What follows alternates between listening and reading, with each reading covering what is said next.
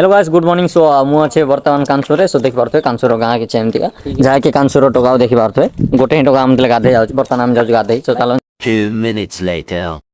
बर्तमान आम पहुँच जाइए कांसुर घाई रे सो देखि पारथे घाई कि एमती जहाँ वर्षा दिन जो पानी प्रबल फुल रही बर्तमान आज्ञा गोटे गाधे बाहर सारे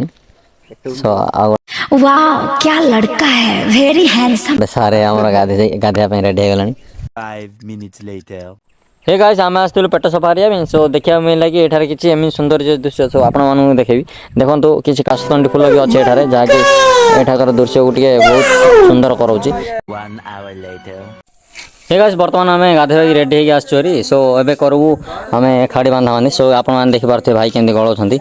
जहाँकि पूरा कर सारा पर आप देखेबी केमती कलु 3 hours later. Hey guys so बर्तमान आमर काम सरी जाइए सो आप देखो केमती एमती किसी जहाँकि से ए पर्यंत जहाँकि यहाँ करके हाथ भी कालिया रही देखिए